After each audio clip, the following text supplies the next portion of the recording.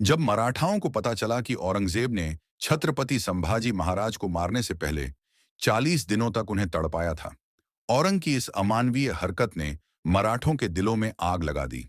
इसके बाद मराठा क्षेत्र के सभी राजाओं के आंतरिक मतभेद गायब हो गए और केवल एक ही लक्ष्य बचा, औरंगजेब और मुगलों का विनाश।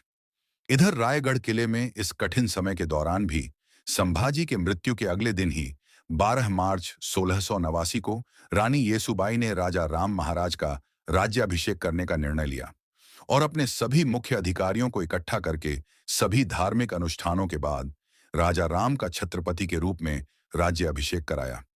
ऐसा करके उन्होंने मुगलों को एक कड़ा संदेश दिया कि मराठा साम्राज्य अभी भी मजबूत है और लड़ाई लड़ने में सक्षम है, उनका छत्रपति अभी भी जिंदा है। इधर औरंगजेब को जैसे ही यह खबर मिली, उसने अपने जनरल जुल्फिकार खान को मराठा राजाराम को पकड़ने का आदेश दिया। राजधानी किला रायगढ़ को जीतने के लक्ष्य से जुल्फिकार खान 15,000 से अधिक की मुगल सेना लेकर निकल पड़ा। इधर राज्य अभिषेक के लिए मराठों का पूरा शक्ति आधार रायगढ़ में एकत्र था। जैसे ही सबको आक्रमण की खबर मिली, तो रानी येसुबाई ने तुरंत सबको सुझाव दिया, यदि मुगलों ने हमला किया और हमारी सारी शक्ति अधिकार एक साथ पकड़ी गई, तो यह हमारे भविष्य के लिए घातक साबित हो सकता है। आप सब जल्द ही यहां से निकल जाएं। लेकिन तभी संताजी ने कहा, महारानी, आप सब और हमारे राजा का क्या? नहीं, हम लोग अपने महाराज को अकेले नहीं छोड़ सकते। फिर महारानी येसुबाई ने कहा, मैं किसी तरह राजा राम महाराज को यहां से बाहर निकलवा दूंगी। आप लोग बस जल्द निकल जाएं, ये रानी आदेश है। रानी येसुबाई ने सुझाव दिया कि राजा राम महाराज को अलग अलग गढ़ों से लड़ते हुए बाहर निकलना चाहिए। फिर उनको अंत में जिंजी में जाकर सुरक्षित रहना होगा, क्योंकि जिंजी का किला एक अभेद किला था। येसुबाई की सलाह अनुसार राजा राम महाराज यशाजी कांक और रामचंद्र पंथ अमात्य के सुरक्षा घेरे की बदौलत भेष बदलकर रायगढ़ से भाग निकले। इधर संताजी गुस्से से लाल होकर बोले, उस सुअर के बच्चे ने हमारे महाराज के टुकड़े टुकड़े कर दिए और हम लोग कुछ नहीं कर रहे हैं। इतिहास हम पर थूकेगा। फिर धनाजी ने कहा, आप और आपका कुल महान है संताजी। मैं आपको शीश झुकाता हूं। आपके पिता मलहौजी भी वीर गति को प्राप्त हो गए संगमेश्वर के युद्ध में, लेकिन आप उनको भूलकर सिर्फ अपने महाराज और अपने मराठा के लिए सोच रहे हैं। अब आप जो बोलोगे वही होगा। फिर क्या होना था? अब ऐसी आग लगने वाली थी कि औरंगजेब की नींद उड़ने वाली थी। औरंगजेब बाहर निकलकर देखता है कि मराठा के दो बब्बर शेर संताजी और धनाजी और उनके साथी पागलों की तरह मुगलों को काट रहे हैं। उस रात गोरिल्ला युद्ध के उस्ताद मराठों ने सिर्फ 2,000 योद्धाओं के साथ औरंगजेब की विशाल मुगल सेना पर हमला कर दिया। संताजी और उनके मराठों ने उग्र शेरों की तरह हमला किया और मुगलों को बेरहमी से मार डाला। हमले के दौरान मुगल सैनिक डर के मारे चिल्लाने लगे। गुस्से में आकर औरंगजेब अपनी तलवार निकालता है और मराठा सैनिकों को मारने लगता है। तभी अचानक उसके सामने संताजी खड़े दिखते हैं, बिल्कुल गुस्से में लाल। संताजी का चेहरा मुगलों के खून से लथपथ था। उस समय औरंग भी गुस्से में था। दोनों एक दूसरे की तरफ युद्ध करने के लिए बढ़ते हैं। संताजी के एक तलवार की वार से ही औरंग वही गिर जाता है। जैसे ही संताजी उसको मारने वाले होते हैं, अचानक मुगल सैनिकों की ढेर संताजी को उलझा देती है। मौके का फायदा उठाकर औरंगजेब अपनी जान बचाकर भाग जाता है। मराठों ने एक के बाद एक मुगल लाशों का ढेर लगा दिया। मराठों ने औरंगजेब के सारे निजी तंबू में भी आग लगा दी। उस दिन उसके साम्राज्य का गौरव चकनाचूर हो गया और उसे हमेशा के लिए कायर करार दे दिया गया। एक प्रतीकात्मक जीत के रूप में मराठों ने औरंगजेब के तंबू से 2 सोने के शिखर उठाए और उन्हें सिंहागढ़ किले के ऊपर रख दिया। अगली सुबह जब औरंगजेब ने युद्ध के मैदान को मुगल लाशों से अटा पड़ा देखा, तो वह अविश्वास में बुदबुदाया, या अल्लाह, ये मराठे किस मिट्टी के बने हैं? वे ना थकते हैं, ना झुकते हैं, ना पीछे हटते हैं। क्या हम उन्हें नष्ट करने की कोशिश करते हुए कहीं खुद ही तो नष्ट ना हो जाएं? औरंगजेब इस अपमान से कभी उभर नहीं पाया। इधर मुगल कमांडर जुल्फिकार खान ने रायगढ़ किले पर कब्जा कर लिया, लेकिन राजाराम वहां से तब तक तो निकल चुके थे। लेकिन मुगलों ने संभाजी राज्य की 2 माताओं, उनकी पत्नी येसुबाई और दादी छत्रपति शिवाजी महाराज की पत्नी सकबबाई के साथ उनके पुत्र शाहू जी को बंदी बना लिया। जुल्फिकार खान तुरंत सभी कैदी को औरंगजेब के पास ले गया। जैसे ही यह खबर संताजी को मिली, उन्होंने रायगढ़ किले पर हमला कर दिया। मराठों ने जुल्फिकार खान की सेना को काटकर रायगढ़ किले पर भी कत्लेआम मचा दिया और मुगलों का बेशकीमती खजाना, घोड़े और 5 हाथी अपने साथ पकड़कर पन्हाला लेकर आए। इस तरह कई गोरिल्ला युद्ध ने मुगल सेना का मनोबल तोड़कर रख दिया, क्योंकि मराठों को जब भी मौका मिलता वह मुगल सेना को चीर के रख देते।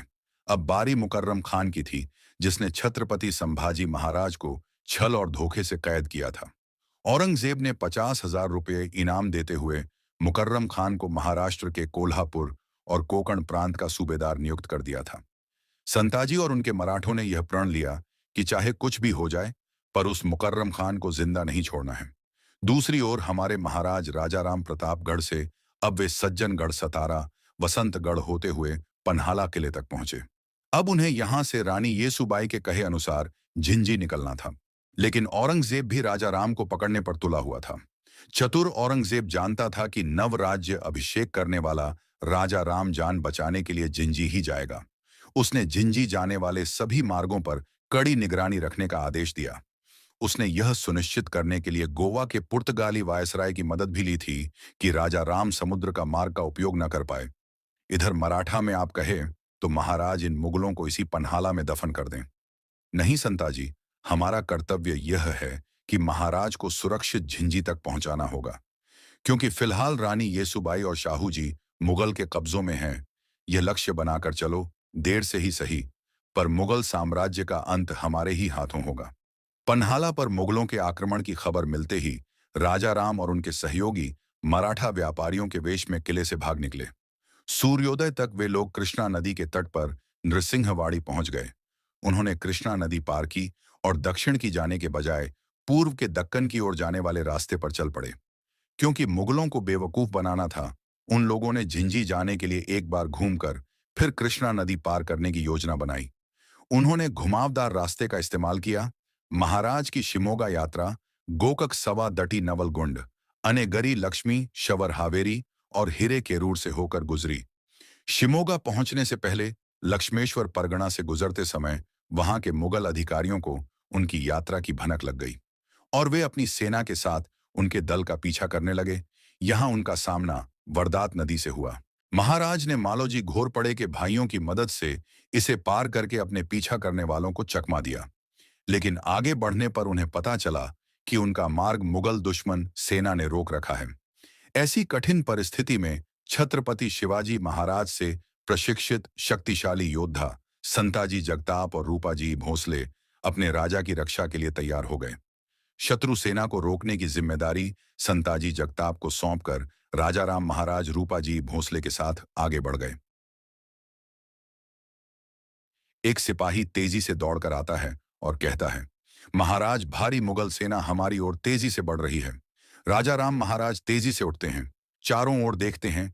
पास खड़े सेना नायक चिंतित हो उठते हैं। तभी घोड़ों की टाप की आवाज और तेज हो जाती है।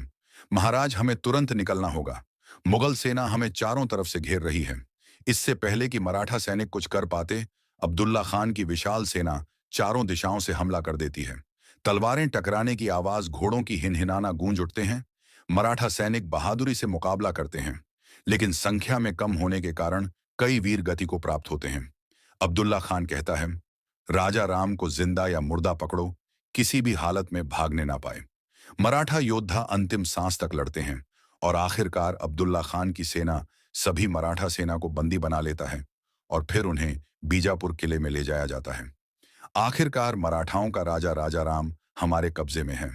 औरंगजेब को संदेश भेजो कि मराठों का खेल खत्म। एक मुगल सैनिक कहता है, हुजूर पहले पहचान की पुष्टि कर ले। अब्दुल्ला खान, क्या मतलब? राजा राम हमारे सामने खड़ा है। सैनिक बंदियों को जबरन घसीट कर सामने लाते हैं, लेकिन उनमें से कोई भी राजा राम नहीं होता। अब्दुल्ला खान का चेहरा अचानक गंभीर हो जाता है। धोखा यह कैसे हो सकता है? तभी एक घायल मराठा सैनिक हंसता है। उसकी आंखों में चमक और चेहरे पर वीरता झलकती है। राजा राम महाराज, तेरे हाथ कभी नहीं आएंगे। मराठा साम्राज्य को खत्म करने का सपना मत देख। अब्दुल्ला खान गुस्से में कहता है, राजा राम, इस बार तो तू मेरे हाथों से बच गया, लेकिन बहुत जल्द मैं तुझे तेरे बाबा साहेब और भाई के पास भेजूंगा। मराठाओं ने एक बार फिर मुगलों को चकमा दे दिया था।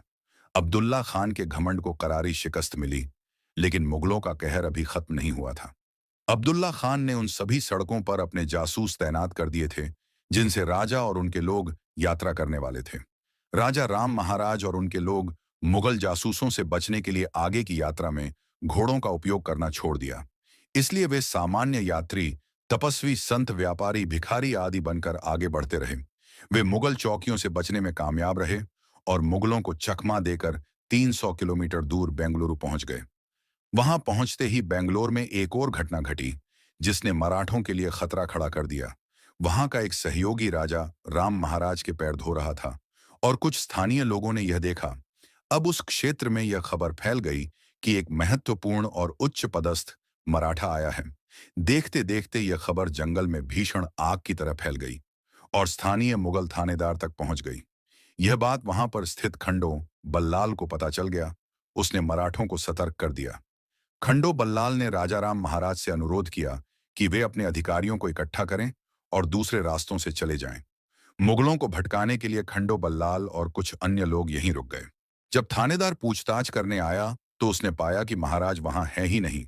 इसलिए उसने खंडो बल्लाल और अन्य लोगों को जंजीरों में जकड़ दिया और पूछताछ करने लगा। हुजूर, अगर राजा राम यहां होता तो मैं खुद आप सबको सूचित कर देता। तुम्हें क्या पागल कुत्ते ने काटा है जो तू अपने राजा को अफसाएगा? बल्लाल ने कहा, राजा राम का परिवार मेरा भी दुश्मन है। उसके भाई शंभू राजे ने मेरे पिता बालाजी आवाजी को हाथी के पैरों से कुचलवा दिया था। मुझे भी उससे बदला लेना है। किसी तरह मुगलों की नजरों से बच बचाकर राजा राम महाराज और अन्य लोग घोड़े पर सवार होकर तकरीबन 35 दिन का सफर करते हुए आखिरकार झिंझी में प्रवेश कर गए। अब महाराज और उनके आदमियों के सामने एक और बाधा खड़ी थी। उनकी अपनी सौतेली बहन अंबिका, अंबिकाबाई संभाजी की सगी बहन थी और राजा राम महाराज की सौतेली बहन। जब उन्हें राजा राम महाराज की किले का उपयोग करने की योजना के बारे में पता चला तो उन्होंने उनका विरोध करने का फैसला किया और युद्ध की तैयारी शुरू कर दी। हालांकि ना तो किले के लोग और ना ही उनके सलाहकार उनके पक्ष में थे। उनके मंत्रियों ने आपसी मतभेद भुलाने को कहा ताकि उनके पिता शिवाजी का सपना न टूटे। इसीलिए अंबिकाबाई को राजाराम महाराज के लिए झिंझी किले के द्वार खोलने पड़े।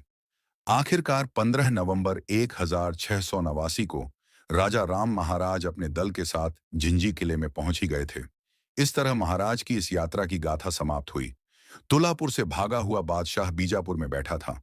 औरंगजेब अपने नक्शे पर झुका हुआ था। उसके सामने तमिलनाडु का झिंझक लाल घेरे में था। वह किला जहां अब मराठा प्रतिरोध की आखिरी उम्मीद राजाराम महाराज मौजूद थे।